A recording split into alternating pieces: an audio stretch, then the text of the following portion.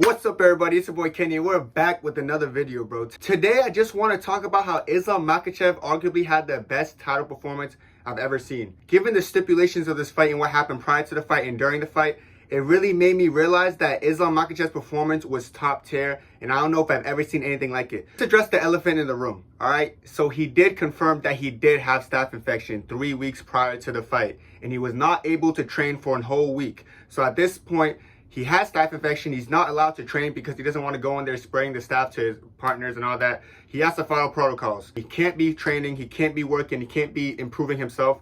So 3 weeks before the fight, he has to take a whole week off to himself. Doing what?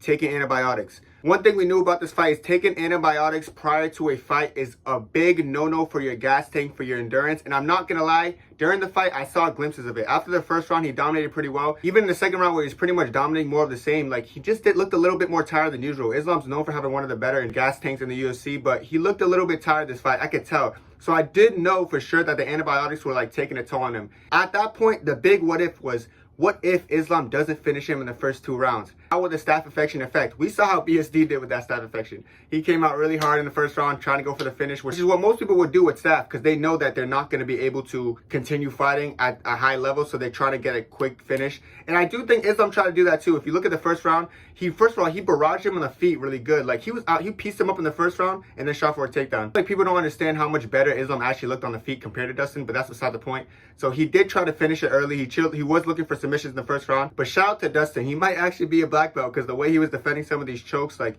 he was very intelligent in his defense. So I gotta give him credit in that. Like Dustin Poirier was defending very well in the first round. And the start of the second round, I was a little nervous. I was like, how is Islam's gas tank gonna look, knowing he's taking antibiotics and knowing his gas tank's not fully there and knowing he's not 100%. He continued to look good throughout the fight. You know, he kept fighting.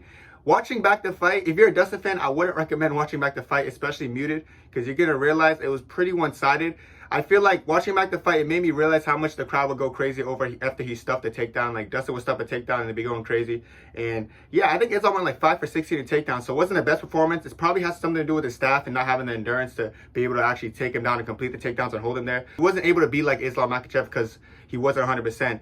But after every stuff takedown, like the crowd would think he's winning the fight, but Islam outstruck him considerably that fight. 147 to like 107, I think it was. Like he was just piecing him up on the feet. Like it was bad. But the fact that Islam Makhachev showed that, okay, I wasn't able to get the early finish. I'm fatigued, but I'm still going to keep fighting and still going to keep going. I had it 4-0 going into the 5th. I know most people had it 3-1 across the world. I had it 4-0. Some people had it 2-2. I don't know what you were watching. Probably like a big Dustin fans who just weren't really watching the fight, just looking at the stuff takedowns and like, let's go Dustin, he's stuffing takedowns, he's winning.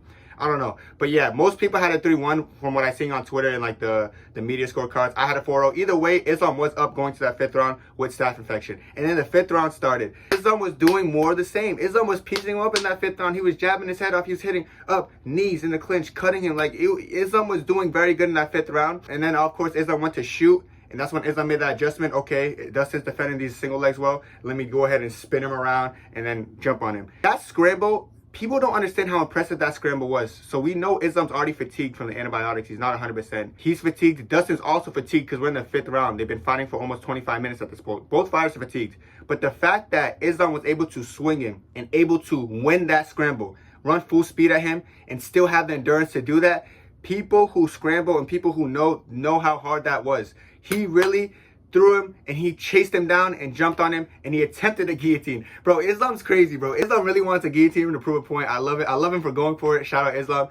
Ended up being a dark choke, ended up getting the finish, but just the fact, like how many stuff that he went into before this fight. I know he was a huge favorite to win, but having staph infection, that is what made this fight so much more interesting. I said that in my video before. At first, I was like, there's 0 chance Dustin wins. After the staph infection, it makes it a little bit more interesting because I was like, if Islam doesn't finish him early, it might be interesting. It might go decision. But the fact that Islam was still able to get a finish in the 5th round, he was challenging all sorts of it, bro. He was challenged everywhere, bro. He got his endurance tested when his endurance wasn't at 100% and he still prevailed. So I see people saying now like, oh, Leon's gonna be the guy to beat him. Like Leon has some crazy endurance or something. And Armin's gonna be the one that beat him. Like Armin didn't just lose the game, right? Like all these people are just trying to say like, these new fighters, I get it though, because Islam's so good, so they're trying to find the next person that, oh, maybe he can beat him. It makes sense. I understand why they're doing it. But another thing I want to talk about why this performance was so impressive was the fact that Islam was better than Dustin Poirier everywhere. When I say everywhere, I swear to you, look at the fight. You can't name me one thing Dustin did better. The boxing, Islam did better.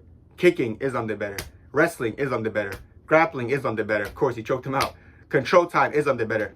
Dustin Poirier did nothing better than Islam, but the reason we're applauding Dustin so much is that he didn't just let Islam do whatever he wanted to him. Like, he was providing some kind of resistance. He was defending a little bit. He was hitting him back a little bit. Like, he wasn't just laying down and saying, okay, Islam, you win. And I feel like people aren't used to seeing that because Islam's so much better than the majority of his competitions.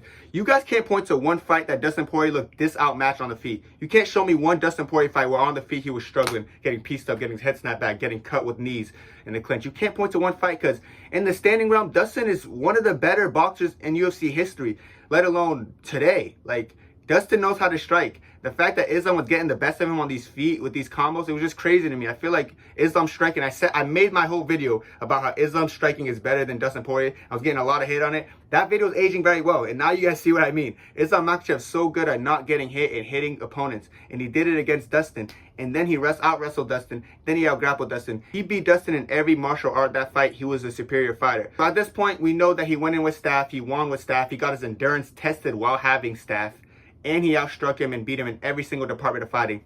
This was the most flawless performance I ever seen from Islam. And on top of all that, he went through adversity. It's good when fighters go through adversity because they're tested. It takes them to another level mentally. It sees how much dog they really have in him. He got his dog tested while not being 100%, and he still prevailed, and he finished the fight. Islam Makhachev, that was the greatest performance I've ever seen in my life. All right, guys, that's going to be it for me. Let me know what y'all think down below, bro. How did you rate this performance, given that he had staff, he was going into it handicapped, and that he finished the fight against Dustin Poirier, a veteran in the game? I want to know what y'all think, but that's going to be it for me. Make sure to like, comment, and subscribe. Love y'all. God bless.